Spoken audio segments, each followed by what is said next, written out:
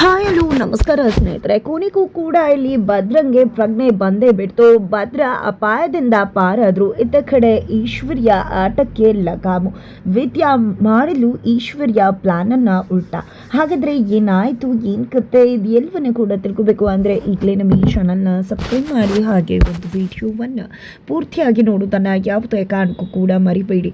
ಇಲ್ಲಿ ಯಾವ ಒಂದು ಕ್ಷಣ ಅಪ್ಪ ಇನ್ನೇನು ಸಿಕ್ಕಿ ಬೀಳ್ತಾರೆ, ಅವರ ರಾಜಕೀಯ ಭವಿಷ್ಯನೇ ಅಂತ್ಯಗೊಂಡು ಬಿಡುತ್ತೆ. ಯಾರು ಒಂದು ಮಾಡಿದಂತಹ ಪಿತೂರಿಗೆ ಗೌಡ್ರು ಒಂದು ಸಂಕಷ್ಟಕ್ಕೆ ಸಿಲುಕಿ ಹಾಕಿಕೊಳ್ಬೇಕಾಗತ್ತೆ ಅನ್ನೋ ವಿಷಯ ವಿದ್ಯಾಳಿಂದ ಭದ್ರಂಗೆ ಗೊತ್ತಾಯ್ತು. ಭದ್ರ ಆ ಒಂದು ಕ್ಷಣನೇ ಅಲ್ಲಿಂದ ಹೊರಟು ಶಿವರಾಮೇಗೌಡರು ಹೋಗ್ತಿರೋ ಗಾಡಿಯನ್ನು ನಿಲ್ಲಿಸಿ ಅಲ್ಲಿದ್ದಂತಹ ದುಡ್ಡನ್ನ ಬೇರೆ ಕಡೆ ಎತ್ಕೊಂಡು ಹೋಗ್ಬಿಡ್ತಾರೆ. ಅದೇ ಒಂದು ಟೈಮಲ್ಲಿ ಎಲೆಕ್ಷನ್ ಆಫೀಸರ್ಸ್ ಬಂದಿದೆ, ಎಲ್ಲ ಚೆಕ್ ಮಾಡ್ತಾರೆ, ಬಟ್ ಅಲ್ಲಿ ಏನೂ ಇರುವುದಿಲ್ಲ. ತದನಂತರ ಅವರನ್ನ ಹೋಗಬಹುದು ಅಂತ ಹೇಳಿ ಅವರು ಕೂಡ ಹೊರಡ್ತಾರೆ. ತದನಂತರ ಭದ್ರ ಅಲ್ಲಿಗೆ ಬರ್ತಾರೆ. ಭದ್ರ ಅಲ್ಲಿಗೆ ಬರೋಕ್ಕೂ ಮುನ್ನಾನೆ ಅಲ್ಲಿ ಎಲ್ಲಿ ದುಡ್ಡನ್ನು ನಾವು ಸಿಟ್ಕೊಂಡಿದ್ರು ಅದೇ ಒಂದು ಜಾಗದಲ್ಲಿ ಒಂದು ಹಾವು ಬಂದರು, ಭದ್ರನ ಕಾಲಿಗೆ ಕಚ್ಚಿರುತ್ತೆ. ಆ ಒಂದು ವಿಷಯ ಭದ್ರನ್ಗೆ ಒಂದು ಪ್ರಜ್ಞೆಗೂ ಕೂಡ ಬರುವುದಿಲ್ಲ. ಯಾಕಂದರೆ ಅಪ್ಪನನ್ನು ಬಿಟ್ಟು ಬೇರೆ ಏನನ್ನು ಕೂಡ ಭದ್ರ ಯೋಚನೆ ಮಾಡ್ತಿರ್ಲಿಲ್ಲ.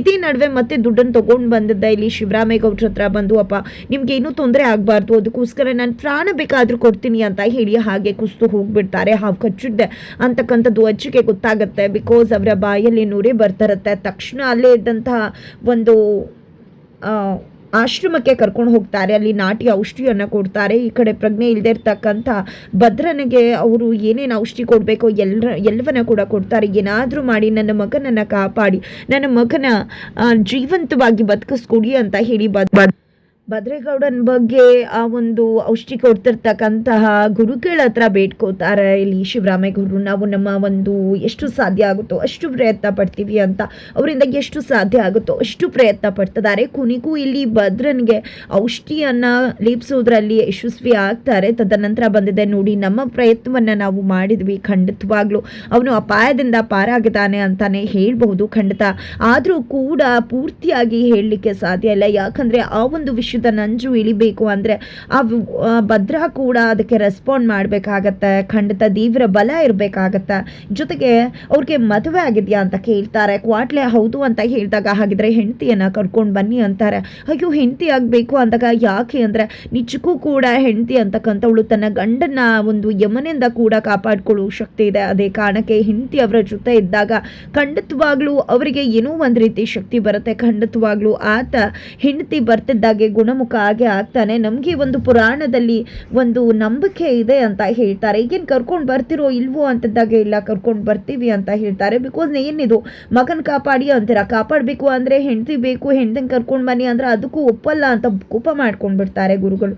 ಹಾಗಾಗಿ ಏನೂ ಇಲ್ಲ, ನಾನು ಖಂಡಿತ ಕರ್ಕೊಂಡು ಬರ್ತೀವಿ ಅಂತ ಹೇಳಿ ಇಲ್ಲಿ ಕ್ವಾಟ್ಲಿ ಅಲ್ಲಿಂದ ಹೊರಟು ವಿದ್ಯಾಳನ್ನ ಕರ್ಕೊಂಡು ಬರುವುದಕ್ಕೆ ಅಂತ ಊರಿಗೆ ಬರ್ತಿದ್ದಾರೆ. ಈ ಕಡೆ ವಿದ್ಯಾ ಅಮ್ಮಂಗೆ ಏನೋ ಒಂದು ರೀತಿ ಆತಂಕ, ಕಳವಳ ಆಗುತ್ತೆ. ಹಾಗಾಗಿ ಮಗಳಿಗೆ ಕಾಲ್ ಮಾಡಿದಾಗ ಈ ಕಡೆ ಮಗಳು, ಅವ ನಿಜಕ್ಕೂ ಕೂಡ ನಮ್ಮ ಭದ್ರೇಗೌಡ್ರಿಗೆ ಹಾವು ಕಚ್ಬಿಟ್ಟಿದ್ದಾವ, ನಿಜಕ್ಕೂ ನನಗೆ ಎಷ್ಟು ಭಯ ಆಗ್ತದೆ, ಗಾಬರಿ ಆಗ್ತದೆ, ಅವ್ರಿಗೆ ಏನಾದರೂ ಆಗಿಬಿಟ್ರೆ ಹೆಚ್ಚು ಕಡಿಮೆ ಖಂಡಿತ ನನ್ನಿಂದ ಅದನ್ನು ಸಹಿಸೋಕ್ಕಾಗೋದಿಲ್ಲ ಅಂತಿದ್ರೆ, ಅಯ್ಯೋ ಏನು ಹೇಳ್ತಿದ್ಯಾ ವಿದ್ಯಾ, ಏನೂ ಆಗೋದಿಲ್ಲ, ಈಗ ಎಲ್ಲಿದ್ದಾರೆ ಅಂದಾಗ ಅಲ್ಲೇ ಹತ್ರದಲ್ಲಿರೋ ಒಂದು ಆಶ್ರಮದಲ್ಲಿ ನಾಟಿ ಔಷಧಿಯನ್ನು ಕೊಡಿಸ್ತಿದ್ದಾರವ ಅಂತ ಹೇಳಿದಾಗ, ಖಂಡಿತ ಧೈರ್ಯ ತನ್ಕೋ ಮಗಳೇ ಅಂತ ಹೇಳ್ತಾರೆ. ಅಷ್ಟರಲ್ಲಿ ಕ್ವಾಟ್ಲೆ ಎಲ್ಲ ಬಂದಿದ್ದೆ, ನಿಮ್ಮನ್ನು ಕರ್ಕೊಂಡು ಹೋಗೋದಕ್ಕೆ ಅಂತ ಬಂದೆ, ಅದಕ್ಕೆ ಬನ್ನಿ ಹೋಗೋಣ ಅಂತ ಹೇಳ್ತಾರೆ. ಹಾಗಾಗಿ ವಿದ್ಯಾ ಕೂಡ ಕಾಲ್ ಕಟ್ ಮಾಡಿ ಹೋಗ್ತಾರೆ.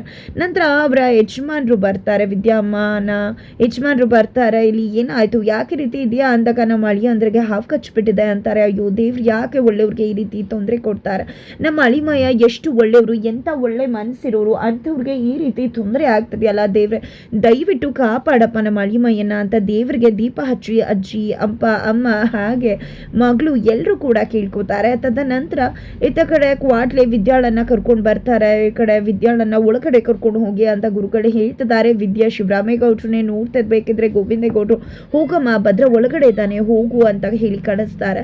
ಆಗ ಮನೆಯವರು ವಿದ್ಯಾ ಒಳಗಡೆ ಹೋಗ್ತಿದ್ದಾಗೆ ಶಿವರಾಮೇಗೌಡರು, ಗೋವಿಂದೇಗೌಡರು ಬರ್ತಾರೆ. ನಂತರ ನೀನೇ ನಮ್ಮ ಹೆಂಡತಿ, ಬಾಮ್ಮ ಕುತ್ಕು ಅಂತ ಹೇಳ್ತಿದ್ದಾರೆ. ಅಲ್ಲಿ ಭದ್ರನ್ಗೆ ಟ್ರೀಟ್ಮೆಂಟ್ ನಡೀತದೆ.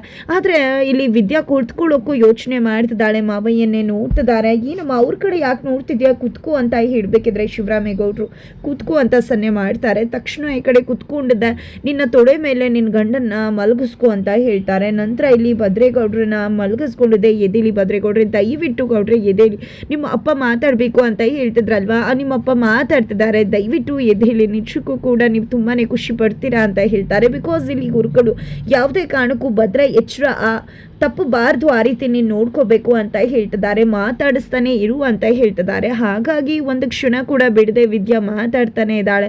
ಈ ಕಡೆ ಭದ್ರಂಗೆ ಎಚ್ಚರ ಆಗ್ತಾನೆ ಇಲ್ಲ, ಟ್ರೀಟ್ಮೆಂಟ್ ನಡೀತಾ ಇದೆ. ಈ ಕಡೆ ಶಿವರಾಮೇಗೌಡರು ಕೂಡ ಕಣ್ಣೀರು ಹಾಕ್ತಿದ್ದಾರೆ. ನಂತರ ಇಲ್ಲಿ ಮಾವಯ್ಯ ಖಂಡಿತ ನಿಮ್ಮ ಜೊತೆ ಮಾತಾಡ್ತಾರೆ. ಗೌಡ್ರೆ ಎದೇಳಿ, ಅಲ್ವಾ ಮಾವಯ್ಯ, ನೀವು ನಿಮ್ಮ ಮಗನಿಗೆ ಕ್ಷಮಿಸಿದಿರ ಅಲ್ವಾ, ನನ್ನನ್ನು ಕ್ಷಮಿಸಿದಿರ ಅಲ್ವಾ, ಮಾತಾಡಿ ಅಂತ ಹೇಳಿದಾಗ ಶಿವರಾಮೇಗೌಡರು ಕೂಡ ಹತ್ರ ಬಂದಿದೆ. ಭದ್ರ ಎದೇಳು ಭದ್ರ, ನೀನಿಲ್ಲ ನಾನು ಹೇಗಿರಲಿ, ನಿನ್ನ ನನ್ನ ಮಗ ಅಂತ ಹೇಳಿ ಎಚ್ಚರ ಮಾಡ್ತಾರೆ. ಕೊನೆಗೂ ಕೂಡ ಇಲ್ಲಿ ಭದ್ರ ಕಣ್ಬಿಟ್ಟೇ ಬಿಡ್ತಾರೆ. ಭದ್ರ ಕಣ್ಬಿಡ್ತಿದ್ದಾಗೆ ಎಲ್ರಿಗೂ ಕೂಡ ಖುಷಿ ಆಗುತ್ತೆ.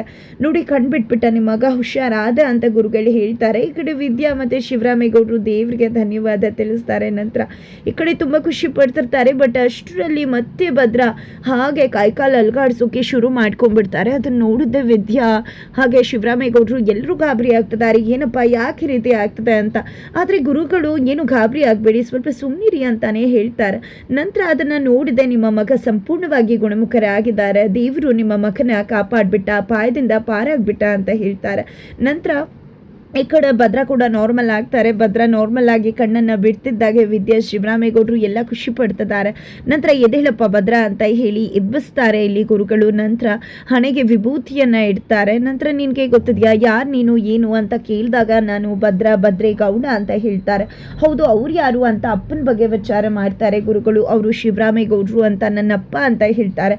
ನೋಡಿ ಶಿವರಾಮೇಗೌಡ್ರೆ, ನಿಮ್ಮ ಮಗ ಸಂಪೂರ್ಣವಾಗಿ ಗುಣಮುಖರಾಗಿದ್ದಾರೆ, ನೀವು ಇನ್ನೇನು ಯೋಚನೆ ಮಾಡಬೇಕಾಗಿಲ್ಲ.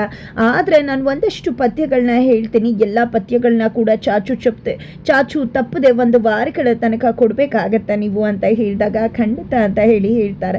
ಈ ಕಡೆ ವಿದ್ಯಾದೇವ್ರೆ ಕೊನೆಗೂ ಕೂಡ ನಮ್ಮ ಗೌಡ್ರನ್ನು ಹುಷಾರು ಮಾಡಿದೆ, ಜೊತೆಗೆ ಅಪ್ಪ ಮಗನ್ನ ಕೂಡ ಒಂದ್ ಮಾಡಿದೆ ಅಂತ ಹೇಳಿ ಖುಷಿ ಪಡ್ತಿದ್ದಾರೆ. ನಂತರ ಇಲ್ಲಿ ಭದ್ರೇಗೌಡ ಈಚೆಗೆ ಬರ್ತಿದ್ದಾಗೇನೆ ಅಲ್ಲಿ ಜೊಗ್ಲಿ ಮೇಲೆ ಕುಳಿತುಕೋತಾರೆ. ಆಗ ಶಿವರಾಮೇಗೌಡರು ಬರ್ತಿದ್ದಾಗೆ, ಅಪ್ಪಯ್ಯ ನಿನ್ಗೋಸ್ಕರ ನನ್ಗೆ ಏನು ಬೇಕಿದ್ರು ಮಾಡ್ತೀನಿ, ನೀನು ನನ್ನ ಜೊತೆ ಮಾತಾಡಿದ್ರೆ ಸಾಕು, ಆಮೇಲೆ ನಂಗೆ ಸಾವು ಬಂದರೂ ಪರವಾಗಿಲ್ಲ, ನೀನು ನನ್ನ ಜೊತೆ ಮಾತಾಡಿಲ್ಲ ಅಂದರೆ ನನಗೆ ಬದುಕೋಕೆ ಇಷ್ಟ ಇಲ್ಲ, ಸತ್ತು ಹೋಗದೆ ವಾಸಿ ಅಂತ ಅನ್ನಿಸ್ಬಿಡುತ್ತೆ ಅಂದಾಗ, ಅಯ್ಯೋ ಭದ್ರ ಯಾಕೆ ರೀತಿ ಮಾತಾಡ್ತಿದ್ಯಾ, ಆ ರೀತಿ ಎಲ್ಲ ಮಾತಾಡಬೇಡ ನೀನು ಅಂತ ಹೇಳ್ತಾರೆ. ಯಾರು ನಿನ್ನ ದೂರ ಮಾಡೋಕ್ಕಾಗೋದಿಲ್ಲ ಅಂತ ಹೇಳಿ ಮಗನ ಅಪ್ಕೊಂಡು ಕಣ್ಣೀರು ಹಾಕ್ತಿದ್ದಾರೆ ಶಿವರಾಮೇಗೌಡರು. ಕೊನೆಗೂ ಅಪ್ಪ ಮಗ ಒಂದಾಗಿದ್ದು ಮಾತ್ರ ಅಲ್ಲ, ಇಲ್ಲಿ ವಿದ್ಯಾಳನ್ನ ಕೂಡ ಮನೆಗೆ ಮತ್ತೆ ತುಂಬಿಸ್ಕೊತಿದ್ದಾರೆ. ಭದ್ರನ ಜೊತೆ ವಿದ್ಯಾ ಮತ್ತೊಮ್ಮೆ ಮನೆ ಪ್ರವೇಶ ಮಾಡ್ತಿದ್ದಾಳೆ. ಇದರ ಜೊತೆಗೆ ಈಶ್ವರಿ ತನ್ನ ಪ್ಲಾನ್ ಎಲ್ಲ ಉಲ್ಟಾ ಆಯ್ತು ಅಂತ ಅನ್ಕೊಂಡದ ಕೆಂಡಾಮಂಡಲ ಆಗ್ತಿದ್ದಾರೆ. ಕೊನೆಗೂ ಈಶ್ವರಿಯ ಪ್ಲಾನ್ ಉಲ್ಟಾ ಹೊಡ್ತದೆ. ಇದು ಎಲ್ಲದಕ್ಕೂ ಕೂಡ ಕಾರಣ ವಿದ್ಯಾ. ಅಪಾಯದಿಂದ ಕೂಡ ಭದ್ರ ಪಾರಾಗಿ ಮನೆಗೆ ವಾಪಸ್ ಆಗಿದ್ದಾರೆ. ಹಾಗಿದ್ರೆ ಏನಾಗುತ್ತೆ ಮುಂದೆ ತಿಳ್ಕೋಬೇಕು ಅಂದ್ರೆ ಮುಂದಿನ ವಿಡಿಯೋಗೆ ವೇಟ್